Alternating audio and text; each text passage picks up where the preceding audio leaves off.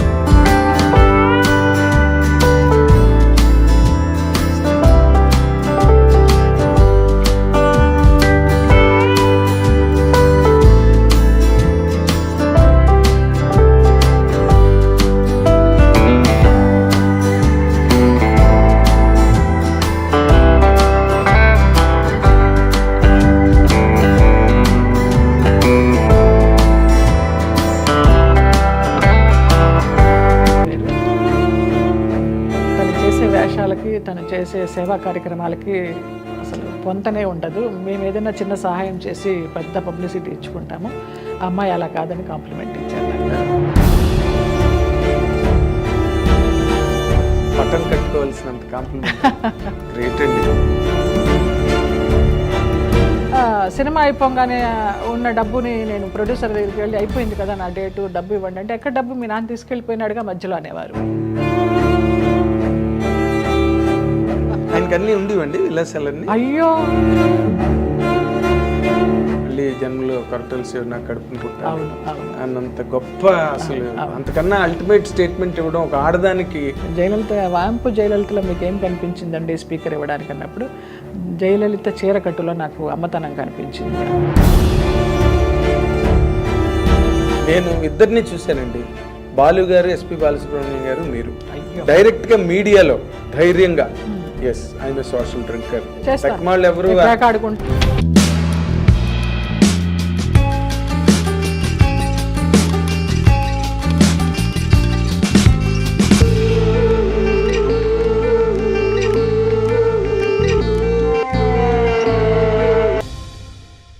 Welcome to our dear audience of I dream.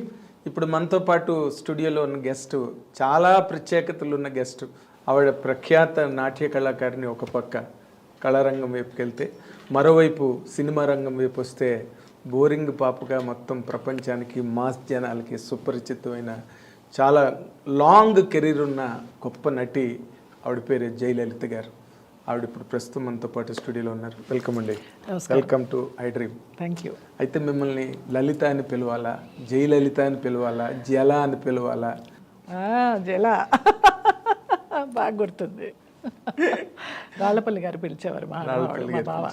అవును. జల, మీరేమో బావ అని పిలిచేవారు. అని పిలిచేదాన్ని. అవును. గుడ్, చాలా సంతోషంగా. చాలా గుర్తులు ఉన్నాయి మీవి నాకు. ఎందుకంటే మొట్టమొదట మీరు మెడ్రాస్లో ఉన్న టైంలో మేము ఆంధ్రజ్యోతిలో జ్యోతి చిత్రాన్ని లీడింగ్ మ్యాగజైన్లో ఫస్ట్ లేక్ ఏరియాలో మీ ఇంటికి వచ్చి నేను మిమ్మల్ని ఇంటర్వ్యూ చేశాను. అప్పటి నుంచి మీరు నాకు బాగా పరిచయం. తర్వాత హైదరాబాద్ వచ్చిన తర్వాత ఎన్ నెంబర్ ఆఫ్ షూటింగ్స్. మీరు లేని సినిమావే లేదు దాదాపు అప్పట్లో, ఒక టైం పీరియడ్లో. హైదరాబాద్ వచ్చిన తర్వాత కన్నా చెన్నైలో ఉండి హైదరాబాద్ వచ్చి చేసిన షూటింగ్స్ చాలా ఎక్కువ. అంటే టిల్ 94, 95, 96 ఆ టైం వరకు. అప్పటి వరకు ఇంకా మెడ్రాస్, ఇంకా 2000 నుంచి కొంచెం కొంచెం తగ్గుతూ వచ్చింది. 2003 ఎప్పుడైతే షిఫ్ట్ అయినానో మళ్ళీ ఏవిఎస్ గారి సినిమా ఓరిని ప్రేమ బంగారం గారి దగ్గర నుంచి అలాగా కొంచెం పుంజుకున్నారు మీరు. కానీ మొదట్లో మీరు ఇండస్ట్రీలోకి వచ్చిన తర్వాత మీ కెరీర్ కిక్ స్టార్ట్ అంత పవర్ఫుల్గా జరగలేదని నాకు అనిపిస్తుంది. కిక్ స్టార్ట్ పవర్ఫుల్గా జరిగే సినిమాలకే వచ్చాను, కానీ ఆ క్యారెక్టర్లన్నీ పక్కకి వెళ్ళిపోయాయి, సైడ్ లైన్ అయిపోయి ఇంకోళ్ళు వచ్చి ఆ ప్లేస్లో. అంటే గతంలో కూడా మనకున్న ఈ భానుమతి గారు చేయవలసిన క్యారెక్టర్ సావిత్రి గారు చేయడం, షావు గారు జానకి గారు చేయవలసిన క్యారెక్టర్ ఏమో సావిత్రి గారు దేవదాసులో చేయడం, అవును ఇవన్నీ మనకి పరిపాటిగానే ఉన్నాయి ఇండస్ట్రీలో. కానీ చాలా నాకు యాప్ట్ అయ్యేవన్నీ అలా వచ్చి వెళ్ళిపోయినాయి. అది మరి నా దురదృష్టమా వాళ్ళ అదృష్టమా తెలియదు. ఒక్కసారి ఇన్నాళ్ళ ఈ కెరీర్ 40 ఏళ్ల కెరీర్ కనుక వెనక్కి వెళ్ళి ఒకసారి చూస్తే మీ దానిలో అదృష్ట దురదృష్టాలు ఎక్కువ ప్లే చేసాయని అనిపిస్తుంది మీకు? ఎస్, దురదృష్టమే ఎక్కువ ప్లే చేసింది. అవునా? అదృష్టం కంటే కూడా దురదృష్టం ఎక్కువ ప్లే చేసింది. అంటే పెద్ద నేనేదో టాలెంటెడ్ గొప్ప డాన్సర్ అని చెప్పడం కాదు, నాకెందుకు రాలేదు అని అనుకుంటే దురదృష్టమే. టాలెంట్తో పాటు లక్ కూడా తోడవ్వాలి. ఆ లక్ నాకు చాలా తక్కువ, లక్కుపాళ్ళు తక్కువ. అవును. లేకపోతే నిజంగా ఇప్పుడు నాకు ఎప్పుడు అనిపిస్తుంటుంది సినిమా ఇండస్ట్రీలో ఒక జ్యోతిలక్ష్మి గారికి ఒక జయలలిత గారికి వాళ్ళు they are more than heroine material అని. అంటే వాళ్ళందరూ కూడా జయమాలిని కానీ సిల్క్ స్మిత్ కానీ వాళ్ళు ఎవరు కాదు. అవును అవును. జ్యోతిలక్ష్మి గారు చాలా మ్యాగ్నెటిక్ పర్సనాలిటీ, చాలా అందగతే ఆవిడ. వాళ్ళందరికంటే కూడా నాకు ఎల్వి జయలక్ష్మి గారు. ఎల్వి జయలక్ష్మి గారు అది వేరు. She is a classic dancer. Classic dancer. ఆవిడ ఎప్పుడు అంతస్తుల సినిమాలో ఒక్క సీన్ చిన్నది కొంచెం సెక్సీగా ఉండేటట్టుగా మాస్ చేశారు కానీ బట్ తక్కువన్నీ భరతనాట్యాలే ఆవిడ చేసినవన్నీ దాదాపు. అలా ఇష్టం నాకు అస్సలు. కొంచెం ఒక్కటి కూడా రాలేదు అలాగా. ఒక్క స్వయం కృషిలో మాత్రం లాస్ట్లో క్లైమాక్స్లో క్లాసికల్ సాంగ్, బట్ చిరంజీవి గారికి చరణ్ రాజు గారికి ఫైట్, ఆ ఫైట్ మీదకి వెళ్తుంది కానీ ఆడియన్స్ దృష్టి నా సాంగ్ మీద. కానీ ఇప్పుడు ఈ గ్యాప్ ఉంది చూసారా, అంటే మీ డిజర్వింగ్ ఎబిలిటీ అండ్ జరిగింది, ఈ రెండింటికి మధ్య మీ మానసిక స్థితి ఎలా ఉండేదండి? ఎందుకంటే అవకాశాలు వచ్చేవి ఒక పక్కన జారిపోతూ, ఇంకో పక్కనేమో ఇష్టం లేనివి చేస్తూ లేదా సూట్ కానివి చేస్తూ, ఈ రెండింటి మధ్య మీ మానసిక స్థితి? ఎందుకంటే మీరు చాలా సున్నితమైన మనిషి బేసిక్గా. అంత మెచ్యూర్డ్ కాదు మానసిక స్థితి, ఆ నలిగిపోవడాలు అవి ఏమీ తెలియదు. ఒకటే మైండ్లో పెట్టుకున్నాను, నా గురించి ఫ్యామిలీ వచ్చేసింది, వాళ్ళందరినీ బతికించాలి. సో నాకు అనుకున్న క్యారెక్టర్లు రాలేదు, పోయినాయి. వచ్చిన క్యారెక్టర్లతో తృప్తి పడుతూ చేసుకుంటూ వెళదాము. అప్పుడు నాకు ఒక అడ్వైజర్ కానీ గాడ్ ఫాదర్ కానీ ఎవరు లేరు. కొంచెం వెయిట్ చేయమా మంచి క్యారెక్టర్, అందరూ హీరోయిన్ మెటీరియల్ అనేవారే కానీ హీరోయిన్గా ఎవరు ఇవ్వలేదు, వ్యాంప్గానే ఇచ్చారు. సరే ఏది ఇస్తే దాన్నే నేను సంతోషంగా స్వీకరిస్తూ చేసుకుంటూ వెళ్ళాను. కానీ ఇష్టం ఉన్నా లేకపోయినా నా అభిమానులు కూడా చాలామంది ఇంత హోమ్లీ ఫేస్ వ్యాంప్ ఎలాగిస్తారమ్మా డైరెక్టర్ గారు మీకంటే, నాకు వ్యాంప్ ఎక్స్ప్రెషన్ పలకదు, అసలు పలకదు. ఐటమ్ సాంగ్ చేసినా కూడా క్లాసికల్ మిక్స్ అవుతుంది అందులో. జనాలు ఎలా ఆదరించారో తెలియదు మరి, అది ఒక రకంగా అదృష్టమా ఒక రకంగా దురదృష్టమా తెలియదు. మొత్తానికి అలాగా కంటిన్యూ అవుతూ వచ్చాను. అంటే మీరు ఇందాక చెప్పిన దానిలోనే మీరు సంతృప్తిగానే చేశాను అన్న మాట వెనకాతలు ఇంకో బలమైన మాట ఉంది. అంటే ఇంతమంది 14 మంది నమ్ముకుని వచ్చారు. అసలు నాకు అర్థం కాలేదండి, ఒక ఆడపిల్ల జీవితం మీద ఒక 14 మంది డిపెండ్ అయిపోయి, అందులో అన్నదమ్ములు కూడా, ఎవరైనా ఎక్కడైనా అన్నదమ్ములు కష్టపడి ఆడపిల్లల్ని సెక్యూర్ చేస్తారు. మీ ఇంట్లో అంత రివర్స్ ఏంటండి అసలు? నాకు ఎప్పుడు నాకు అర్థం కాదు. చిన్నప్పటి నుంచి కూడా 6వ సంవత్సరం నుంచి నేను డాన్స్ ప్రోగ్రామ్స్ ఇస్తూ, నేను అక్క చల్లా సిస్టర్స్ లాగా ఎర్న్ చేస్తూనే ఉన్నాము. డిగ్రీ అయిన తర్వాత ఆంధ్రనాట్యం కోసమని ఇక్కడికి వచ్చాను. ఆ ఆంధ్రనాట్యం నేర్చుకునేటప్పుడు నాన్న వచ్చి ఫ్రెండ్స్ సినిమా తీస్తున్నారు, హీరోయిన్ క్లాసికల్ డాన్సర్ కావాలని తీసుకెళ్ళడము. ఇక చిన్నప్పటి నుంచి ఆ సంపాదన తల్లిదండ్రులకి ఇవ్వడమే తెలుసు కానివ్వండి. అదే ఓకే. ఇప్పుడు ఒక స్టేజ్లో మీరు మామూలుగా క్లాసికల్ డ్యాన్సులు ప్రోగ్రాంలు గట్ట చేయడం, అది it is not a full career. అప్పుడు ఇంకా ఏదో ప్రోగ్రామ్కి వెళ్తే వాళ్ళు ఏదో ఒక రెమ్యునరేషన్ లేకపోతే గౌరవ ఆనరోరియం ఏదో, దాంతో కూడా ఫ్యామిలీ గట్టాన్ అయ్యేది. నాన్న జర్నలిస్ట్, ఆయనకి ఓన్ మ్యాగజైన్ ఉండేది నా దేశం పేపరు. నా దేశం. రామారావు గారు ఏదో ఎలక్షన్స్ అప్పుడు ఆ టైటిల్ నాకు కావాలని అడిగారు. అప్పుడు రామారావు గారికి ఇచ్చేసి ఈయన ఇంకా రిటైర్ అయిపోయినారు. ఓకే. అంతకు ముందర రామారావు ఏమైనా ఇచ్చారండి దానికి టైటిల్ ఇచ్చిన? నాకు తెలియదు, మాకు అప్పుడు చిన్నపిల్లలం, మాకు పెద్ద నాలెడ్జ్ లేదు. ఓకే. సో మా డాన్స్ ప్రోగ్రామ్స్ మీదే గెట్ ఆన్ అవుతూ వచ్చారు. అవునా? అన్నదమ్ములు మగపిల్లలు పెద్దన్నయ్యకి ఏదో ఒక 1000 రూపాయల కట్నానికి ఆశపడి అన్నయ్యకి పియూసీ అంటారు కదా అప్పుడు 10th క్లాస్, అది అవ్వగానే పెళ్లి చేసేసారు. ఒక ఇల్లరికి పాలెళ్ళలాగా అన్నయ్య వెళ్ళిపోయాడు పెద్దన్నయ్య. రెండో అన్నయ్య ఏమీ లేదు, తను బీఎస్సీ చదువుతూ అలాగే అంత పెద్ద బాధ్యత గలవాడు కాదు. ఇంకా తప్పలేదు. మీకు ఈ పెద్ద మనసు అన్నది ఇంటి దగ్గరే ప్రారంభమైంది, చిన్నప్పటి నుంచి ఉంది. అదే అంటున్నాను. అందుకనే సినిమా ఇండస్ట్రీని మీరు కంప్లీట్గా ఇచ్చేసుకోగలిగారు, అర్థం చేసుకుని వాటిలో ఉండే ఇబ్బందులు కానీ సాధక బాధకాలన్నింటినీ అర్థం చేసుకుని గెటాన్ అవ్వగలిగారు సినిమా ఇండస్ట్రీలో. అది నా గొప్పదనం అని నేను చెప్పను, ఏదో నా తల్లిదండ్రులు ఇచ్చిన జన్మ గొప్పది అనుకుంటాను అంతే. చాలా గ్రేట్ మీరు. ఎందుకంటే ఇప్పటికీ మీరు ఏ రకమైన డిస్సాటిస్ఫాక్షన్ కుటుంబ సభ్యుల మీద కానీ అస్సలు ఎక్కడ లేదు కదా, ఎప్పుడు మన అనుకోవడం కనీసం తలంపుగా కూడా రాదు. నేను ఇంతవరకు తృప్తిగానే అందరికీ పెడుతూ వచ్చా, ఉన్నదానిలోనే, ఉన్నా లేకపోయినా కూడా. పెట్టాల్సి వచ్చిందే ఒక బాధ్యతగానో ఒక బర్డెన్గానో ఎప్పుడు అనుకోలేదు. పెట్టడం ఇష్టం, ఎప్పుడు ఇలా ఉండాలి, చెయ్యి ఇలా ఉండకూడదు. అదే మీకు మైనస్ పాయింట్ అయింది. అయ్యుండొచ్చు, బహుశా అయ్యుండొచ్చు కదా, అయింది కూడా. ఇప్పుడు చాలా మంది మన ఇండస్ట్రీలో కాంతారావు కానీ వాళ్ళు కాంతారావు గారికి నేనే హెల్ప్ చేశాను. నేను హెల్ప్ చేయడం స్టార్ట్ చేసిన తర్వాత చిరంజీవి గారికి, రజనీకాంత్ గారికి తెలిసి ఆయనకి ఎఫ్డీలు వేశారు. మమత, మన కమెడియన్ మమత, ఆమెని సామాన్లన్నీ బయట పడేసి అద్దె కట్టలేదని రోడ్డు మీదకి ఏడిస్తే ఆమెకి నేను 25,000 ఇచ్చి చిరంజీవి గారికి చెప్తే ఆయన ఎఫ్డీ వేశారు దానికి. చిరంజీవి గారు ఒక గొప్ప మాట అంటారు ఎప్పుడు కూడా, నేను పాలకొల్లు నుంచి ఎవరో ఆయన అభిమానులు వస్తే అప్పుడు తీసుకెళ్ళాను, నాకు ఫోటో కావాలమ్మా చిరంజీవి గారితో అంటే, ఆయన అక్కిరాజు గారు అని చాలా పెద్ద ఆయన, మనం పాలకొల్లు వైపు షూటింగ్లకి దానికి వెళ్ళినప్పుడు లొకేషన్స్ పర్మిషన్ అది ఇచ్చేవారు. చనిపోయారు. వంశీ గారికి, పెద్ద వంశీకి చాలా దోస్తు ఆయన. తీసుకువెళ్తే వాళ్ళతో ఫోటో దిగి నా గురించి చెప్పారు, ఈ అమ్మాయి వృత్తి వేరు ప్రవృత్తి వేరు, తను చేసే వేషాలకి తను చేసే సేవా కార్యక్రమాలకి అసలు పొంతనే ఉండదు, మేము ఏదైనా చిన్న సహాయం చేసి పెద్ద పబ్లిసిటీ ఇచ్చుకుంటాము, ఆ అమ్మాయి అలా కాదని కాంప్లిమెంట్ ఇచ్చారు నాకు. What a great compliment. Megastar Chiranjeevi గారి దగ్గర నుంచి అలాంటి కాంప్లిమెంట్ అంటే పట్టం కట్టుకోవాల్సినంత కాంప్లిమెంట్. ఎగ్జాక్ట్, సంతోషించాను చాలు. అలాంటి ఒక మాట ఎంతో తృప్తినిస్తుంది. ఇవన్నీ ఈ అసంతృప్తులన్నీ పక్కనకి వెళ్ళిపోతాయి. అంటే మీరు సినిమా ఇండస్ట్రీలో మీకు లభించిన ఈ కైండ్ ఆఫ్ సాటిస్ఫాక్షన్ ఏదో, దాంతో మీరు ఇంటి హోమ్ ఫ్రంట్ లో ఉన్న షాక్స్ ని బాగా ఇచ్చేసుకున్నారు అనుకుంటున్నాను. అంతే కదా, కరెక్ట్. అంటే బయట ప్రపంచంలో మీరు more successful than at home. అవును, అంతేనా? అవును. మరి మీరు ఎప్పుడు కూడా వాళ్ళకి, కుటుంబంలో ఉన్న వాళ్ళందరికీ మీరు మీ మీరు చూసుకోండి, మీ పని మీరు చేసుకోండి అని ఏ రోజున చెప్పలేదు? ఏ రోజు చెప్పలేదు. నాకు అట్లా చెప్పలేను. నేను మరబొమ్మలాగా వదిలి, నాకు శక్తి ఉంది, నేను చేస్తాను అంతవరకు. ఇప్పటికి కూడా, ఈ రోజు వరకు కూడా అంతే.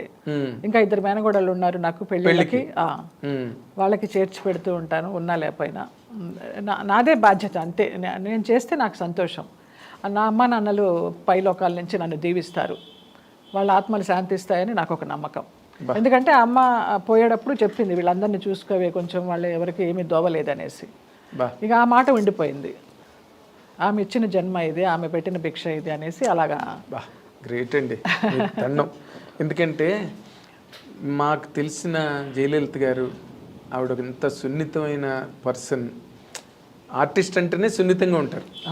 చిరంజీవి గారు కూడా చాలా సున్నితమైన మనస్తత్వం ఉన్నాయి. ఆయన ఉన్నారండి, మహానుభావులు ఉన్నారు. అలాంటి మా జయలలిత గారు ఇన్నాళ్ళు ఈ జీవన సంగ్రామంలో ఎన్ని ఒడిదుడుకులు, ఎన్ని ఎత్తుపల్లాలు, అలసిపోలా ఎప్పుడు. అలసిపోతే ఇంత గ్లామర్గా పడడం లేవడం తప్పించి అబ్బా అని ఎప్పుడు అనుకోలే. అంటే ఇన్ జనరల్గా నాకు అనిపించిన దాంట్లో మీది అంటే మీకుగా మీకు ఇప్పటి వరకు వెనకాతలు ఒక్కొక్కసారి పర్యావలోకనం చేసుకుంటే మనవి కొన్ని తప్పులు అనిపిస్తాయండి. అన్ని తప్పులే, స్వయంకృతాపరాధాలే మీవే అన్ని. కొన్ని విధిలిఖితాలు అనుకోవచ్చు కానీ స్వయంకృతాపరాధాలు ఎక్కువ, విధిలిఖితం తక్కువ. నీ రాత నువ్వే మార్చుకోవచ్చు అని అంటారు కదా, అటు నా రాత నేనే మార్చుకున్నా. ఓవర్ పొసెసివ్నెస్, కుటుంబ సభ్యుల మీద అలవి మాలిన ప్రేమానురాగాలు, అవసరమైన, అవును, అంటే ఓవర్ ఎఫెక్షన్స్ అవి కూడా తెలియదు తల్లిదండ్రులతో నాకు. మామూలుగా పుట్టాము, పెరిగాము, చదువులు బళ్ళో వేశారు, డాన్స్ నేర్పించారు, ఏం కావాలో అది కావలసిన బట్ట ఇచ్చారు, తిండి పెట్టారు, అంతవరకు. కానీ డిగ్రీ వరకు కూడా నా ఇంట్లో రేడియో లేదు, గుంటూరులో ఉన్నప్పుడు. నేను చెన్నై వచ్చాక ఇవన్నీ ఒకటొకటిగా లగ్జరీ లైఫ్ చూసి చేసుకున్నవి. ఏమో తెలియదు మరి, అది అలా జరిగిపోయింది. అంటే మరి అంతమంది ఉన్న ఇంట్లో రేడియోలు గట్ట ఎక్కడ వస్తాయి? అదే 2 పూట్ల భోజనానికి సరిపోతుంది, రేడియో ఎక్కడి నుంచి అవును. అప్పుడు బంగాళదుంప కూర చేసి రసం పెడితే చాలా rich food. Rich food exactly. పైగా మీరు బ్రాహ్మణ ప్యూర్ బ్రాహ్మలు. అదే అందుకనే ఇన్ జనరల్గా ఈ సినిమా ఇండస్ట్రీలోకి వచ్చిన తర్వాత మీరు మొదట బిగినింగ్లో అసలు మ్యారేజ్ అన్న కాన్సెప్ట్ మైండ్లో లేదండి మీకు? లేదండి, నాన్న అలాగ నూరి పోసేసారు. నేను డాన్స్ చేస్తున్నప్పుడు, క్లాసికల్ డాన్స్ ప్రోగ్రామ్స్ ఇస్తున్నప్పుడు ఐఏఎస్ ఆఫీసర్స్, ఐపీఎస్ ఆఫీసర్స్ వచ్చేవారు. అమ్మాయి చాలా బాగుంది, మేము సంబంధం చేసుకుంటామని. అసలు పెద్ద పెద్దగా కేకలు పెట్టేసేవారు. హార్ట్ టూట్, నా పిల్ల డాన్సర్ అన్న కావాలి, పెద్ద హీరోయిన్ అన్న కావాలి, అంతే, పెళ్ళనేది చేయని ఈ జన్మలో దానికి అనేవారు. అలాగా నాకు కూడా నిజమేనా తండ్రి కాదు ఊరికే అంటే మన జనరల్గా ఎవరైనా ఏ ఫాదర్ అయినా ఆడపిల్ల ప్రైమ్ మినిస్టర్ అయినా పక్క నుంచి సంబంధాలు చూద్దాం ట్రై చేస్తారు. ఆయనకి లేదు అసలు ఆ ఉద్దేశం. ఇంకా అమ్మ కూడా చాలా నార్మల్ హౌస్ వైఫ్. నేను ఆవిడ చూసానండి, అసలు నోట్ల నుంచి మాటే రాదు. అవును, అలాగా ఒంటి నిండా నగలేసుకుని కూర్చుంటుంది. నేనేం కొనుక్కుంటే ఆవిడకి కూర్చోవడం చెన్నైలో నాకు కూడా కొనిపెట్టే పాపాయి అంటది. అవన్నీ వేసుకుని నా నగలన్నీ వేసుకొని మొత్తం నిండుగా అలా కూర్చుంటుంది, అంతే. ధన్యులండి మీ తల్లిదండ్రులు, నిజంగా మీ కుటుంబం. ఎందుకంటే మొత్తం వాళ్ళ శక్తి అంతా దేవుడు మీలో పోస్తాడు. మీరు తెలియదు, ఎస్, వాళ్ళందరినీ చూసుకోవాలి, ఎక్కడో కూడా వాళ్ళ మీద పొరపచ్చాలు లేకుండా. బట్ అలాంటి మీకు అంతలా చెవిలో ఇల్లు కట్టుకుని నూరు పోసారు మీ ఫాదర్ అని మీరు చెప్తున్నారు. మరి ఆ రెండో మ్యారేజ్ అసలు ఎట్లా అంటే అది? ఏది రెండు ఇన్ ది సెన్స్ సెకండ్ స్టేజ్లో మీరు మొదట మ్యారేజ్ అన్న పాయింటే లేదు. మొదట మ్యారేజ్ చేసుకున్నాను కదా, మూవీ చేసేటప్పుడు అతనితో లవ్, ఒక 7 సంవత్సరాల లవ్, పెళ్లి చేసేసుకోవడం, ఇంట్లో ఇష్టం లేదు. లవ్ అంటే లివింగ్ టుగెదర్? ఊరికే లవ్వే. ఇంటికి వచ్చేసేవాడు, మార్నింగ్ నుంచి నైట్ వరకు మన ఇంట్లోనే ఉండేవాడు. నేను ల్యాండ్ లైన్ అయితే ఎవరైనా ప్రొడ్యూసర్ ఫోన్ చేస్తే నేను గొంతు మార్చేసి జయలలిత లాగా కాకుండా వాళ్ళ సిస్టర్ లాగానో ఎవరిలాగానో, లేదండి బిజీగా ఉంది వేరే షూటింగ్లో అని చాలా షూటింగ్లు మానేసిన సందర్భాలు ఉన్నాయి ఇతనితో ఉండడానికి. అట్లా అంత లవ్ చూపించాడు అనమాట. ఇంట్లో లవ్ తక్కువ నాకు. ఎవరికి వాళ్ళు షూటింగ్ నుంచి వచ్చేసరికి నిద్రపోతూ ఉండేవాళ్ళు, లేకపోతే డైనింగ్ టేబుల్ మీద ఫుడ్ ఉంటే పెట్టుకుని తినడమో, లేకపోతే అది కూడా లేకపోతే పడుకోవడమో చేసేదాన్ని. రోజుకి 3 షిఫ్ట్ చేసేదాన్ని. పెద్ద నాతో ఎవరు ఇంట్లో వాళ్ళు కూడా షూటింగ్కి వచ్చేవాళ్ళు కాదు. నా ప్రొఫెషన్ ఇల్లు ఎంత మీ డబ్బులేక తప్పితే మీరు ఇక అంతే, జగమెరిగిన సత్యం అది. అంటే మీరు లివింగ్ టుగెదర్ అండి? మ్యారేజ్ లేదు, మ్యారేజ్ చేసుకున్నాం చోటానికరమ్మ ఆలయం అని కొచ్చిన్లో. చాలా 7 ఏళ్ల లవ్ తర్వాత లవ్ లో ఉన్నప్పుడు చాలా మంది పెద్దలు చెప్తూ వచ్చారు. చలపతిరావు గారు కానీ, గోపాలకృష్ణ గారు కూడా మీకు చెప్పడం నాకు తెలుసు. నేను అబద్ధం చెప్పా ఆయనకి, గోపాలకృష్ణ గారికి. కేరళలో షూటింగ్ అని చెప్పి వెళ్ళి పెళ్లి చేసుకున్నాను. నేను పెళ్లి చేసుకుని వచ్చిన తర్వాత తిరుపతిలో షూటింగ్ మాది. ఏదో నేను, కిన్నెర, గోపాలకృష్ణ గారు, శారద గారు, పరిచయమా ఏదో పేరు, దాని పేరు. ఆ సినిమా అప్పుడు ముక్కు పగిలిపోయింది. ఏమైందన్నారు. అప్పుడు కొట్టడం కూడా స్టార్ట్ చేశాడు మా ఆయన. అయితే ఫేషియల్ చేయించుకోవడానికి వెళ్ళాను గురువుగారు బ్యూటీ పార్లర్కి. అమ్మాయి గోరేదో తగిలిందని చెప్పా. అబద్ధం చెప్తున్నావు కదా అన్నారు. అప్పుడు ఏసీకి వచ్చి ఇక కూర్చుని ఆయన మీద పడి ఏడుస్తా కూర్చున్నా. ఇది జరుగుతుంది గురువుగారు అని. నేను చెప్పానా వద్దని. వాడు దొంగకోళ్ళు పట్టే మొహంలా ఉన్నాడు. ఎందుకు అలాగా తొందరపడ్డావు, ఇప్పుడు సినిమాలు కూడా పోయినాయి, నీ క్యారెక్టర్లు ఎవరెవరికో వెళ్ళిపోతున్నాయి అనేసి ఆయన బాధపడ్డారు. అవును, వాళ్ళు పరుచూరు బ్రదర్స్, ముఖ్యంగా గోపాలకృష్ణ గారు, అయ్యో గురువుగారు టైంలో ఆయన ఒక దాన్ని ఏమంటారు, ఒక బడిలాగా మిమ్మల్ని అందరినీ కాపాడుకున్నారు. నిజంగా శారద గారికి క్యారెక్టర్లు రాసిన, మీకు రాసిన, శివపార్వతి గారికి రాసిన, ఆయన చాలా తాపత్రయపడ్డేవారు. మళ్ళీ నిన్ను ఒక శారదలాగా చేయాలి నాకు అనేసి. కానీ మనకి రాసి ఉండాలి కదా ఆయన మాటలు. అప్పటికే ప్రొడ్యూసర్స్ చాలా మంది మాటలు వినడం కూడా మానేశారు. వాళ్ళ ఇష్టం, హీరోలే క్యారెక్టర్స్ అయిపోయింది, మారిపోయింది. వాళ్ళు ట్రెండ్ ఉన్నంత కాలం వాళ్ళు రూల్ చేశారు. అసలు ఎంత చెప్తే అంత వాళ్ళు. అవును, తర్వాత ఆ టైం దాటిపోయింది. ఇప్పుడు ఆ మ్యారేజ్ ఎప్పుడైతే అలాగా ప్రాబ్లం వచ్చిందో, మీరు అంటే గతంలో సావిత్రి గారికి కూడా జమినీ గణేష్ని చేసుకోవద్దని రామారావు, నాగేశ్వరరావు, చాలా మంది, నాగిరెడ్డి గారు, చక్రపాణి గారు లాంటి వాళ్ళు కూడా చెప్పారంట. కాకపోతే అదృష్టం ఏంటంటే మీరు మరీ సావిత్రి గారి రేంజ్కి వెళ్ళిపోలేదు. అదే అలాంటి ఒక డెస్పరేట్ మూమెంట్స్ ఏమైనా వచ్చేయండి? ఏం లేదు అస్సలు. అసలు కుంగిపోవడం కానీ ఏంటి లైఫ్ ఇలాగ అనుకున్నాను ఇలాగైందని చచ్చిపోవాలనే ఆలోచన కానీ ఎప్పుడు రాలేదు. బతికి చూపిద్దామనేసి. అదే ఆవిడ డ్రింకింగ్ కూడా రిసర్చ్ అయిపోయారు సావిత్రి గారు. చాలా దారుణమైన ఆవిడకి పిల్లలు ఉండి వాళ్ళ సపోర్ట్ లేక అలాగైపోయినారు. నాకు భగవంతుడి దయ వల్ల పిల్లలు ఎవరు లేరు కాబట్టి నాకు నేనే నిలదొక్కుని నేనే కంట్రోల్ చేసుకున్నా. అదేలేండి. అదే మీరు పిల్లలందరికీ కుటుంబ సభ్యులందరికీ అమ్మ అయిపోయారు కదా, అందుకని మళ్ళీ అమ్మ వాళ్ళని అనిపించలేదు మీకు? లేదు కదా, అస్సలు అనిపించలేదు. కానీ ఇలాంటి మా మంచి జయలలిత గారు అసలు అమ్మ కాలేకపోవడం, ఇప్పుడు అందరూ మిమ్మల్ని అమ్మ అమ్మ అనిపిస్తుంటే జయలలిత గారు లాగా, తమిళనాడు జయలలిత గారు అలాగే ట్రీట్ చేస్తారు ఇక్కడ. ఆవిడ నేషనల్ నెట్వర్క్ ఇంటర్వ్యూలు ఇచ్చినప్పుడు కూడా జయలలిత గారు చెప్పారు, నేను మామూలుగా ఇంట్లో అమ్మను కాలేకపోయాను కానీ బట్ ఐ బికేమ్ ఎన్ అమ్మ టు హోల్ తమిళనాడు. ఎంత గొప్పదనం అండి అసలు, చాలా గ్రేట్. మీరు ఒక చిన్న సైజులో మీరు అట్లాగనమాట ఇంట్లో ఫ్యామిలీ సంబంధించి. కానీ ఈ షాక్స్ లేదా ఈ డెస్పరేట్ సెట్ బ్యాక్స్ ఇవన్నీ మీ కెరీర్ మీద ఎప్పుడు ఇంపాక్ట్ ఏం చూపించలేదండి. నేను చాలా లైట్గా తీసుకుంటూ పోయినాను ఈ దెబ్బలన్నీ కూడా. ఎక్కువ అది తట్టుకోలేనంతగా, నేను భరించలేనంతగా ఎప్పుడు మైండ్కి తీసుకోలేదు. ఇలాగైందా అవని రేపు మంచి జరుగుతుంది అలాగే పాజిటివ్తో వెళ్ళాను కానివ్వండి. నా కెరీర్ మీద ఏమి ఇంపాక్ట్ చూపించలేదు. అంత పెద్ద కెరీర్ అని కూడా చెప్పను నాది, బట్ వెళ్ళిపోయింది, సామాన్యంగా వెళ్ళిపోయింది అలాగంతే. తర్వాత అసలు ఇన్ జనరల్గా నేను చూస్తుంటే ఓ పక్కన బ్రదర్స్, ఇంకో పక్కన ఫాదరు, ఇంకో పక్కన పెళ్లి చేసుకున్న వ్యక్తి, మీ పాలిట మొగాళ్ళే ఎక్కువ శత్రువులు తయారయ్యారేమో. మీ నాన్నగారు కూడా మిమ్మల్ని చాలా సైడ్ ట్రాక్ చేశారని నేను వినివ్వండి అండి. అప్పుడు మీరేమో అనుకోకండి, ఎందుకంటే మెడ్రాస్ ఇండస్ట్రీలో మాట్లాడుకునేవారు జయలలితని తప్పుతావ పట్టిస్తున్నదే వాళ్ళ నాన్న. ఈజ్ ఇట్ ట్రూ అండి? ట్రూ అండి. లైక్ పెళ్ళే కానివ్వలేదు అనుకోండి ముందు విషయం. అదే చెయ్యండి అన్న ఇలాగ అంటున్నారు, మరి స్విమ్ సూట్ వేసుకోమంటున్నారు, చిన్న చిన్న డ్రెస్ చెయ్యమ్మా పర్లేదు, ఆర్టిస్ట్ అన్నీ చేయాలి అనేవారు. అలా అండంలో మీకు ఏమనిపించిందండి? అంటే మీరు చెయ్యాలి, డబ్బు సంపాదించాలి, ఇంటికి తీసుకురావాలి, అప్పుడు అంత ఆలోచన కూడా లేదు నాగేంద్ర. లేదు, ఓకే ఇది కరెక్ట్ అంటున్నారు, అంతే, తండ్రే కదా చెప్తున్నాడు చేద్దాం అంతే. చిన్నప్పటి నుంచి ఇలాగ స్కూల్ గుండెలకు అద్దుకొని ఎవరు చూస్తారా అని తలెత్తకుండా వెళ్ళిన ఫ్యామిలీ, తలెత్తకుండా వెళ్ళిన అమ్మాయిని మొత్తం అన్నీ ఓపెన్ ఇండస్ట్రీకి రాగానే. ఆ అమ్మాయి అయినా ఈ అమ్మాయి అయినా అప్పుడప్పుడు అనుకుంటా, చాలా రేర్గా అనుకుంటా. ఇప్పుడు అదే కాంచన్ గారి లాగా, కాంచన్ గారి జీవితానికి మీ జీవితానికి కొంచెం దగ్గర సంబంధం, చిన్న పోలిక ఉంది, చిన్న పోలిక ఉంది కదా. అవును, ఆమెకి అంతే కదా, పేరెంట్సే కదా, పేరెంట్సే శత్రువులు ఆవిడకి నిజంగా. మధుసూదన్ రావు గారు కూడా సపోర్ట్ చేయాలి, ఒకరు మంచి క్యారెక్టర్స్ ఇచ్చారు కానివ్వండి, ఒక ఇల్లాలిగా స్వీకరించలేదు. ఆవిడ అడిగింది నోరు తెరిచి, అవునా పెళ్లి చేసుకోండి తాళి కట్టండి అని, చేసుకోలేదు. దే లివ్ టుగెదర్ చాలా ఉన్నారు. ఆమెకు అది తృప్తి లేదు, ఒక ఇల్లాలుగా ఉందాం అనుకున్నారు, అది ఆయన ఇవ్వాల.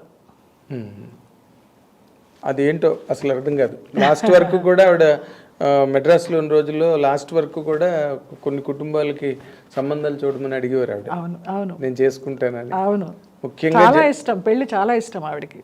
జంజాల్ గారి వైఫ్ని పదే పదే అడిగేవారు ఆవిడ, మ్యారేజ్ చేసుకుంటే ఏదైనా మంచి సంబంధం ఉంటే చూడండి. ఇవన్నీ కూడా ఇల్లు, పెళ్లి, పిల్లలు ఇవన్నీ ప్రాప్తం ఉండాలి, లేకపోతే జరగవు. సినిమా యాక్టర్లకి ఎందుకండి ఇలా జరుగుతుంది? సినిమా యాక్టర్లు ఎంతమంది బాలేరు, వాణిశ్రీ గారు బాలేరా, జమున గారు బాలేరా, అప్పుడు అందరూ పాత వాళ్ళందరూ బాగానే. 2 ఎగ్జాంపుల్స్ మీరు గబుక్కుని చెప్పగలిగారు. అదే ఆలోచించండి, సడన్ గా గుర్తు జమున గారు అండ్ వాణిశ్రీ గారే. కాంచన్ గారు కానీ, కాంచన్ గారి గురించి ఇప్పుడు చెప్పారు, షావుకార్ జానకి గారు కానీ, కృష్ణ కుమార్ గారు షావుకార్ లైఫ్ స్టైల్ వేరు, ఆవిడ అంతే చాలా లైట్ తీసుకుంటూ వెళ్తారు, ఆవిడ కూడా పెద్ద పట్టించుకోరు. మళ్ళీ కృష్ణ కుమార్ గారు చాలా సెన్సిటివ్, చాలా సంసార పక్షంగా ఉండాలి అనుకునే మనిషి, ఆవిడ అలాగే ఉన్నారు. మంచి పీక్ లో ఉన్నప్పుడు కదా ఆవిడ మానేసి మ్యారేజ్ చేసుకుంటారు ఆవిడ. అవును. ఇప్పుడు అలాంటి పరిస్థితుల్లో మీరు ఈ కెరీర్ని నేను మెయింటైన్ చేయాలా, కంటిన్యూ చేయాలా, లేకపోతే అనే ఒక నిరాశ ఎప్పుడు కలగలేదు కదా? నాకు వచ్చింది ఇది ఒకటే విద్య, అయితే డాన్స్ లేకపోతే నటన. డాన్స్ చేయడం మానేశాను, వ్యాంపు వేషాలు వేస్తున్నాను, మళ్ళీ క్లాసికల్ డ్రెస్ వేసుకొని స్టేజ్ మీద పర్ఫామ్ చేస్తే ఎలా ఆదరిస్తారో తెలియదు, అందుకొని చేయలేదు, మానేశాను. స్కూల్ పెట్టమన్నారు. స్కూల్ పెడదామంటే పేరెంట్స్ పంపిస్తారా పిల్లల్ని, ఈ వ్యాంపు వేషాలు వేసి ఆవిడ ఐటమ్ సాంగ్స్ చేసి ఆవిడ క్లాసికల్ డాన్స్ ఏం చెప్తుందని పంపించరేమో అన్నీ నాలో నేనే ఆన్సర్స్, నాలో నేనే క్వశ్చన్స్ వేసుకొని మొత్తానికి ఆ డాన్స్ ప్రాక్టీస్ని దూరం పెట్టి అంతా అలాగా షేప్ అవుట్ అయిపోయినా.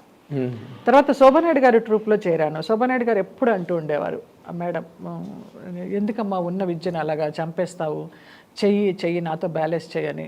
సరే ఆవిడతో బ్యాలెన్స్ చేద్దాం బాగుంటుంది కదా అని వెళితే అన్ని జెంట్స్ క్యారెక్టర్స్ ఇచ్చేది ఆవిడ. వెంకటేశ్వర స్వామి, కృష్ణ తెలియకుండా నేను మొత్తం డాన్స్ చేసి మేకప్ తీసేదాకా జయలలిత మీరా వెంకటేశ్వర స్వామి వేసింది అని అనేవాళ్ళు. అది నాకు తృప్తినివ్వలేదు. అక్కడి నుంచి మానేసి వచ్చాను.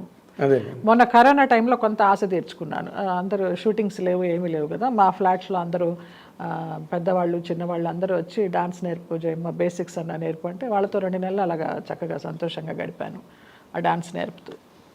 అంటే కాంతి, ఇప్పుడు నార్మల్గా మీరు మంచి పీక్లో ఉన్న రోజుల్లో అసలు కాల్ షీట్ మీద కాల్ షీట్ చేయడం నాకు తెలుసు. అంటే దానికి తగ్గట్టుగానే మీకు ఇన్కమ్ కూడా ఉంటుంది ఆ రోజున. ఇన్కమ్ ఎంతండి, మాకు మేము డిమాండ్ చేసేదాన్ని కదా అసలు.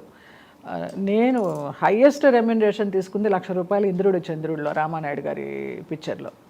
అంతే, దాని లోపలే అన్ని 40, 50, 30. అంటే అప్పుడు ఫస్ట్ రెమ్యునరేషన్ 10,000. అప్పుడు స్కేల్ అలాగే ఉండేది కదా. అందులో ఏమొచ్చేది, నాకు అడ్వాన్స్ మాత్రమే వచ్చేది. సినిమా అయిపోగానే ఉన్న డబ్బుని నేను ప్రొడ్యూసర్ దగ్గరికి వెళ్ళి అయిపోయింది కదా నా డేటు, డబ్బు ఇవ్వండి అంటే ఎక్కడ డబ్బు మీ నాన్న తీసుకెళ్ళిపోయినాడుగా మధ్యలో అనేవారు. అలా కూడా బోల్డ్ రెమ్యునరేషన్ పోయింది.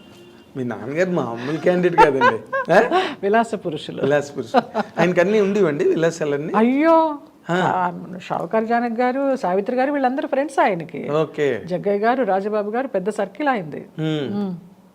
ఆ సినిమా ప్రపంచానికి ఆయన మాయలా పడి ఎడిక్ట్ అయిపోయారు. నా పిల్ల హీరోయిన్ కావాలి, నా పిల్ల హీరోయిన్ కావాలి. హీరోయిన్ కావాలని అనుకోవడం తప్పలేదండి, దానికి తగ్గ ప్రయత్నం ఆయన చేయలేదు. నాకు తెలియదు, ఆయన చేయలేదు. సౌందర్య వాళ్ళ ఫాదర్ కూడా సత్యనారాయణ గారు పిల్లల సౌందర్య హీరోయిన్ బాగా గ్రూమప్ చేశారు సౌందర్య. ఆయన మధ్యలో సడన్ గా పోయారు. కానీ అదే మనం వాళ్ళని కూడా బ్లేమ్ చేయడం కాదులేండి, టోటల్ గా మనకి ఏది రాసి పెట్టిందో అదే డెస్టినీ. మీ నాన్నగారిని ఎప్పుడు అడగలేదా మీరు, నన్ను తీసుకెళ్ళిపోయి ఉంట కదా నువ్వు ఆఫీస్ నుంచి డబ్బు అని? అడిగేదాన్ని, అవునమ్మా తీసుకున్నాను అనేవారు. సింపుల్, అంతే. ఇప్పుడు ఇన్ని గొడవల మధ్యలో మీరు 40 ఏళ్ల కెరీర్, నేను ఇందాక అడుగుదాం అనుకున్నది ఏంటంటే ఇన్కమ్ సోర్సెస్ ఒక టైంలో 40,000, 50,000 అన్నది కంటిన్యూస్గా ఉండేవి. అవును. తర్వాత ఒక్కసారి కెరీర్ డ్రాప్ అవగానే ఇన్కమ్ సోర్సెస్ కూడా తగ్గుతాయి, ఖర్చులు ఏం తగ్గవు. దాన్ని ఎట్లా మేనేజ్ చేసి? అది మా అక్క గొప్పతనం అండి. నాతో చల్లా సిస్టర్స్ అని నా అక్క ఒక ఆమె చేసేది, శ్రీలక్ష్మి. ఆ అమ్మాయి మెయింటైన్ చేసేదండి ఇల్లంతా. ఓకే. సో మీకు కటికి చీకట్లో కాంతిరేఖ ఆవిడ అది చాలా బాగా మెయింటైన్ చేసేది ఇల్లు. నాకు తెలియదు చేసేదాన్ని, అది ఏం చేసేదో తెలియదు, అమ్మ ఏం చేసేవారో తెలియదు. మంచిగానే చేర్చి పెట్టారు, ఎప్పుడు ఆర్థిక ఇబ్బంది అనేది రాలా, గ్యాప్ ఉన్నా కూడా. ఓకే. ఆవిడ అంతా జాగ్రత్తగా పొదుపు చేసి, పోయిన డబ్బు పోయినా మీ నాన్నగారు పట్టుకెళ్ళిపోయినా మిగిలిన దాన్ని ఉన్న డబ్బుతోటి బాగానే సంసారాన్ని ఇదికొచ్చింది. ఓ, that is where you are saved అండి. ఆవిడని మీరు గట్టిగా నాకు తెలియదు, నేను పట్టించుకునేదాన్ని కాదు. నీ దగ్గర డబ్బు లేదు, ఏమన్నా కావాలన్నా నన్ను అడగడానికి కూడా అడిగే ఛాన్స్ లేదు. మొత్తం తీసుకొచ్చి వాళ్ళకే ఇచ్చేదాన్ని కదా. నాకంటే ఏమి ఇన్కమ్ ఉండేది కాదు, పాకెట్ మనీ ఏం పెట్టుకునేదాన్ని కాదు ఇన్కమ్ ఉన్నా కూడా. సో వాళ్ళే చూసుకునేవారు. ఇంకా నన్ను, నా దగ్గరికి అసలు ఆర్థిక ఇబ్బందులు రానిచ్చేవారే కాదు. అసలు నేను దాచేదాన్నే కాదు, ₹1 కూడా. రెమ్యునరేషన్ తీసుకొచ్చి ఎట్లాగండి డైరెక్ట్గా మీ సిస్టర్కి ఇచ్చేవారు? చెక్ అయితే బ్యాంకులో వేసేవారు, కొంత బ్లాక్ కొంత వైట్ ఇస్తూ ఉండేవారు, వాళ్ళకి ఇచ్చేసేదాన్ని. అమ్మ అక్క మెయింటైన్ చేసేవారు. ఓకే.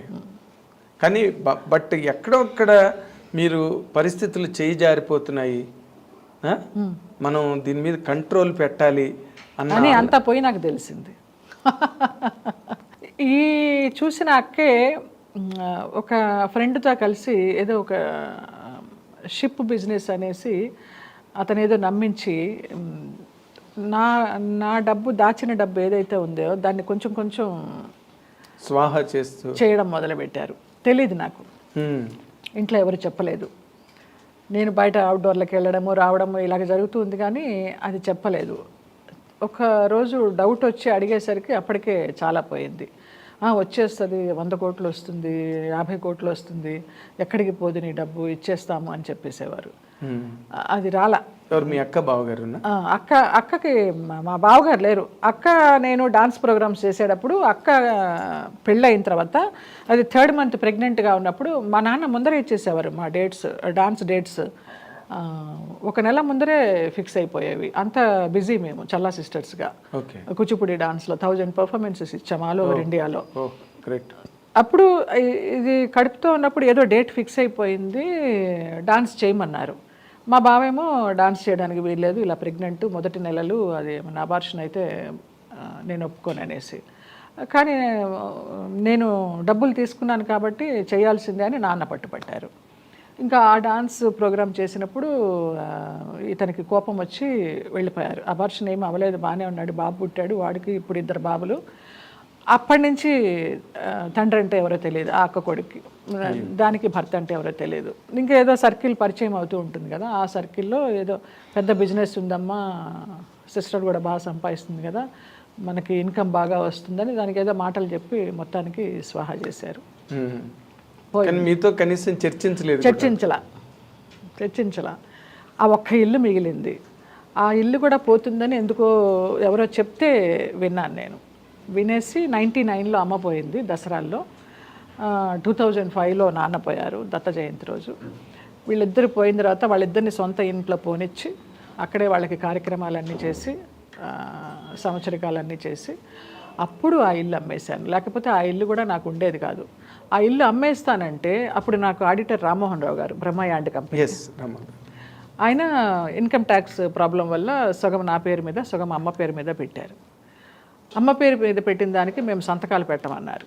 మాకు కూడా రావాలి అమ్మ ఆస్తి అని. కానీ నాది ఆస్తి అమ్మ పేరు మీద ఉంది కాబట్టి మాకు ఆస్తి రావాలి, ఆస్తి ఇస్తామంటే వాటా ఇస్తామంటే సంతకాలు పెడతామన్నారు. సరే పర్వాలేదు, అన్నదమ్ములు అక్క చెల్లెళ్ళకే కదా ఇచ్చేది అనేసి సగం వాళ్ళకి ఇచ్చి సగం నేను తెచ్చుకొని ఆ డబ్బుతో ఇక్కడ కొనుక్కొని హైదరాబాద్లో అలా హైదరాబాద్ షిఫ్ట్ అయ్యాను. ఓకే. సో మీకు అడుగడుగునా అసలు అన్ని అవాంతరాలే, ఎక్కడ కూడా మీకు సపోర్ట్ గా ఉన్నది ఏం లేదు. ఒక సిస్టర్ మీకు ఏదో బాగున్నది ఆవిడ కొంత అనుకుంటే ఆవిడ ద్వారా కూడా మీకు అది ఏదో నమ్మేసింది, ఏదో ఎక్కువ డబ్బులు వచ్చేస్తాయి అందరం సెటిల్ అయిపోతామని ఏదో మనిషికి ఉంటుంది కదా. ఇప్పుడు ఆవిడ మీతోనే ఉన్నారండి? చెన్నైలో ఉందండి, వాళ్ళ అబ్బాయితో ఉంది. ఓకే. పెద్దక్క వాళ్ళ అబ్బాయిలతో ఇక్కడ బాచిపల్లిలోనే ఉంటుంది. పెద్దన్నయ్య చెన్నై, రెండో అన్నయ్య చెన్నై. రెండో అన్నయ్య మీకు తెలుసు, జయదేవ్, ఆంధ్రజ్యోతిలో ఫ్రీలాన్స్గా పనిచేసేవాడు. వాడిద్దరు కూతుళ్ళే నాకు బాధ్యత, నా బిడ్డల్లాగానే. ఇప్పుడు ఎక్కడున్నాడు జయదేవ్? చెన్నైలో, కొడంబాకం. ఓకే, కొడంబాకం. ఇప్పుడు ఇంతమందికి మీరు లైఫ్లు సెటిల్ చేసి వాళ్ళందరికీ ఒక జీవన మార్గాన్ని ఏర్పరిచి అందరూ బాగుండి మీరు ఫైనల్గా అసలు మీ డెస్టినేషన్, మీ గమ్యం ఎలా ఉంటుందో ఎప్పుడైనా ఊహించుకుంటారండి? నేను ఊహించాను కదా, నాకు ఈశ్వరుడు ఉన్నాడు, ఆయన చూస్తాడు నా డెస్టినేషన్. నాకేం కావాలి, ఎవరు నా దగ్గర ఉండాలి, నాకేం చేయాలి, నా అంతిమ దశ ఎలా ఉండాలి అనేది ఆయన. ఇంత ఫిలసాఫికల్ నేను కర్మ సిద్ధాంతాన్ని బాగా నమ్ముతాను నాగేంద్ర. ఇప్పుడు రమణ మహర్షి గారు కూడా చాలా, నాకు పెద్ద ఫోటో ఉంటుంది హాల్లో, ఆయన ముందు కూర్చొని మాట్లాడుకుంటాను, ఆయన ముందు కూర్చొని మెడిటేషన్ చేసుకుంటాను. ఆ మెడిటేషన్లోనే మానస సరోవర్ అంతా తిరిగి వస్తాను.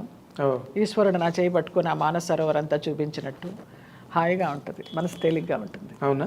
ఇప్పుడు మరి ఒకసారి మ్యారేజ్, సినిమా ఇండస్ట్రీలో ఒక మ్యారేజ్ పాడవడం అన్నది చాలా కామన్ గా మనం చూసింది. నాకు ఆ థాట్ భయపడిపోయాను నేను. ఒక పెళ్లి, ఒక ప్రపోజల్ కూడా రాలేదండి? రాలేదు, ఎక్కడ రాలేదు, ఎవరు రాలేదు. నేను ఆ చోటు ఇవ్వలేదు, ఎవరు రాలేదు కూడా. ఓకే. మీరు పైగా ముఖ్యంగా మీరు చెప్పిన ప్రతి మాటలోని ఒక గోపాలకృష్ణ గారు ఉన్నారు, ఒక చలపతిరావు గారు, ఏవిఎస్ గారు, గిరిబాబు గారు ఇప్పటికీ ఫోన్ చేస్తారు. విమెన్ సపోర్ట్ ఏం లేదా మీకు ఇండస్ట్రీ? ఏం లేదంటే ఫోన్లు చేస్తారు, అక్క, వదిన, అమ్మ అనుకుంటూ. రాగిణి పాపం ఎప్పుడు ఫోన్ చేస్తుంది, రక్ష, లతాశ్రీ చేస్తూ ఉంటారు. అక్క తిన్నావా, వదిన బాగున్నావా, అన్నపూర్ణమ్మ గారు, అన్నపూర్ణమ్మ, వైవిజయ, శ్రీలక్ష్మి, ఆ బ్యాచ్ వేరు. వాళ్ళు నాతో పెద్ద క్లోజ్ ఉంటారు. నేను పూర్ణి అని పిలుస్తాను కానీ ఎక్కడన్నా ఫంక్షన్లో కనిపిస్తేనే హలో అని. రాగిణి ఎక్కువ టచ్లో ఉంటుంది, రక్ష, లతాశ్రీ టచ్లో ఉంటారు, చిట్టిబాబు, జయమ్మ ఎలా ఉన్నావు అనేసి, గోపాలకృష్ణ గారు, వీళ్ళే. సో ఆడమలయాళం ఎక్కడ లేదు. హేమ ఎప్పుడన్నా చేస్తూ ఉంటుంది. అక్క నీ ఇంటి భోజనం తినాలి. మా మేనమామ కొడుకు బాచి అని నాతో ఉంటాడు, వాడు చాలా బాగా చేస్తాడు వంటలు. వాడి భోజనం తినాలని వస్తూ ఉంటారు చాలా మంది, రోజు 10 మంది తింటారు మన ఇంట్లో ఇప్పటికి. మహాతల్లి మీద దండం.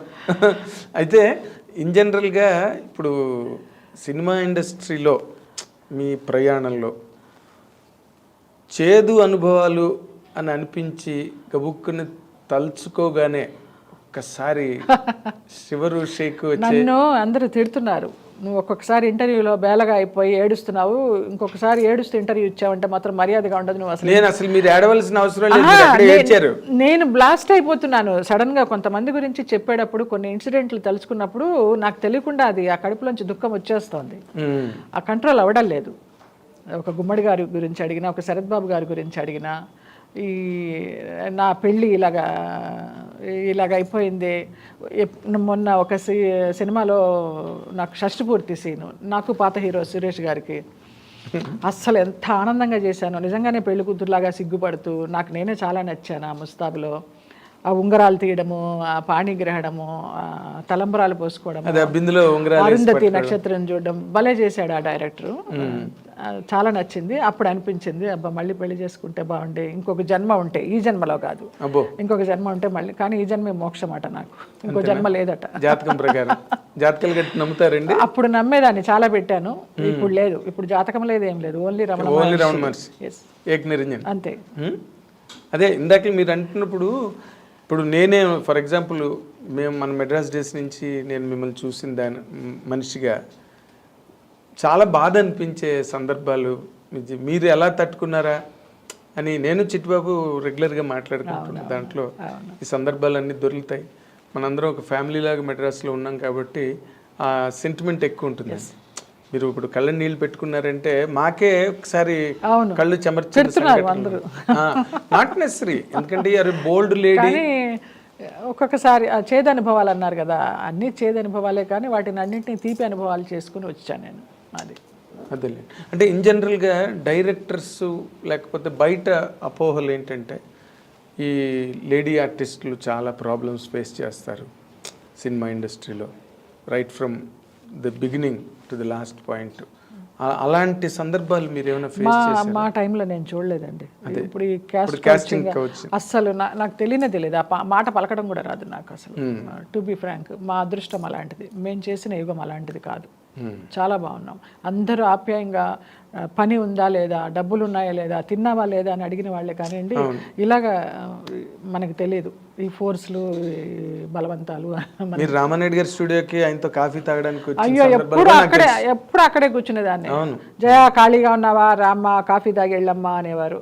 ఇప్పుడు కొత్త వాళ్ళందరికీ అసలు ఎఫెక్షన్స్ లేవు, ఏం లేవు. మన పాత వాళ్ళకే ఉన్నాయి అవన్నీ. కాసేపు నీతో కూర్చుంటే హాయిగా ఉంటుంది. ఎఫెక్షన్స్ కన్నా ఇన్ఫెక్షన్స్ ఎక్కువైపోయింది జనరల్గా. అందుకే ఈ కరోనాలు అవన్నీ కూడా. ఇప్పుడు నేను బాగున్నానండి. అందరూ జయలలిత మన అమ్మాయిని ఆదరించారు కానివ్వండి, చిన్న చూపు చూడలా. ఇప్పుడు ఏదైనా కొత్త సినిమాలు వస్తే భయం నాకు. చాలా చోట్ల నేను ఈ ఎగ్జాంపుల్ చెప్పాను. బడి నుంచి మళ్ళీ కాలేజీకి వెళ్తున్నట్టు ఉంటుంది, స్కూల్ నుంచి కాలేజీకి వెళ్తున్నట్టు ఉంటుంది. వాళ్ళు ఎలాగ బిహేవ్ చేస్తారో, నన్ను ఎలా చూస్తారో అని భయపడుతూ వెళ్తాను. కానీ అక్కడికి వెళ్ళాక నాకు పాజిటివ్గానే ఉంటుంది, అంతా బాగానే చూసుకుంటారు. అంటే ఇప్పుడున్న జనరేషన్ డైరెక్టర్స్ కానీ, ప్రొడ్యూసర్స్ కానీ, కో ఆర్టిస్టులు కానీ అందరూ కూడా మీలాంటి సీనియర్స్ని బాగా గౌరవిస్తున్నారండి సెట్లోని. కానీ చూసా, 1-2 సినిమాలు చేశాను. ఒకటైతే తమ్ముడు సత్యం గారి ఆధ్వర్యంలోనే, అది పాత స్కూలే, దాని గురించి అసలు ఇంత కూడా ఆలోచించక్కర్లేదు. ఇది ఒకటి సక్సెస్ అని ఆలీ తమ్ముడు ఖయ్యం చేస్తున్నాడు, మెయిన్ లీడు. అందులో కూడా మంచి క్యారెక్టర్, మంచి ప్యాడింగ్, అందరూ బాగా చూసుకున్నారు. ఓకే, ఇప్పుడు జనరల్గా మొన్న మీరు ఒక స్టేట్మెంట్ ఇచ్చి మళ్ళీ జన్మలో కొరటల్సి నాకు కడుపును పుట్టాలి అన్నంత గొప్ప, అసలు అంతకన్నా అల్టిమేట్ స్టేట్మెంట్ ఇవ్వడం ఒక ఆడదానికి ఇంకా అంతకన్నా లేదు. ఒక స్త్రీమూర్తి మనస్ఫూర్తిగా అనుకున్నా నేను. ఆ పిఎన్ఆర్ గారు అడిగిన దానికి ఆయన చెప్పిన సమాధానం నాకు చాలా నచ్చింది. వాంపు జయలలితలో మీకు ఏం కనిపించిందండి స్పీకర్ ఇవ్వడానికి అన్నప్పుడు, జయలలిత చీరకట్టులో నాకు అమ్మతనం కనిపించింది అన్నారు. ఆయన స్టేట్మెంట్ బాగుంది, మీ స్టేట్మెంట్ అంతకన్నా గొప్పగా ఉంది. వచ్చేస్తుంది యాక్షన్కి రియాక్షన్, అంతే. అది మనస్ఫూర్తిగా వచ్చింది. ఏదో మనం ఇది చెప్పాలి అని అనుకుని వెళ్ళింది కాదు, ఆ స్పాట్లో వచ్చింది, చెప్పాను నేను. అదే, కానీ మీరు ఒక ఆలోచనలో ఎక్కడో చిన్న పొరపాటు ఉందేమో అని అనిపించిందండి. అదేంటంటే మీరు మామూలుగా డ్యాన్స్ స్కూల్ పెడితే వ్యాంప్ వేషాలు వేసిన జయలలిత స్కూల్ పెట్టడం ఏంటి అనేది ఎక్కడో ఒకటి తెలియని మీకు. అవును. బట్ మంజు భార్గవ్ గారు శంకరాభరణం సినిమా ముందు ఆవిడది లక్ అండి, ఆవిడది ప్యూర్లీ లక్.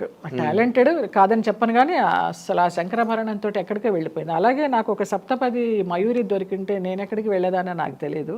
ఇవాళ మీ ముందర కూర్చొని ఇంటర్వ్యూ వచ్చేదానో లేదో తెలియదు, రిటైర్ ఇచ్చేవారేమో, ఇవ్వకుండా ఎక్కడ ఉంటారు, ఎక్కడికి వెళ్ళిపోతారు. కానీ ఆవిడికి అబ్బా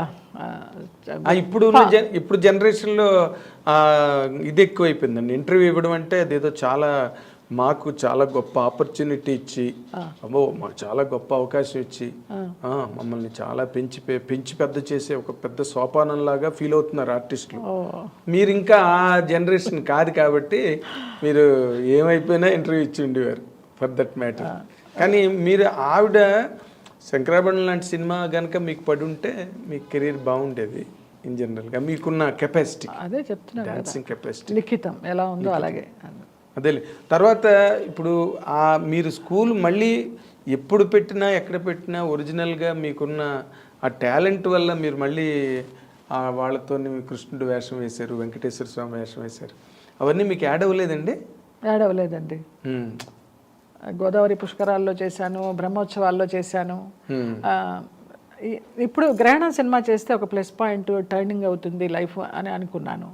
ఏమీ లేదు. అతనే మీకు మళ్ళీ వేషాలు ఇవ్వలేదు. మోహన్ కృష్ణ నేను ఫోన్ చేసి అడుగుతాను, నేను ఏ కృష్ణ నాకు ఇన్ని సినిమాలు చేస్తున్నారు, ఇంతమంది పెద్ద ప్యాడింగ్ పెట్టుకుని నాకు వేషం లేదా అంటే నేను ఆర్టిస్ట్ని కాదా అని అడుగుతాను. అయ్యో అమ్మ, ఒక గ్రహణం లాంటి క్యారెక్టర్ మీరు చేసిన తర్వాత మీకు ఆ స్థాయికి మించిన పాత్ర ఇవ్వాలి, కానీ నేను ఎట్లా పడితే అట్లా క్యారెక్టర్ ఇవ్వలేను అన్నాడు.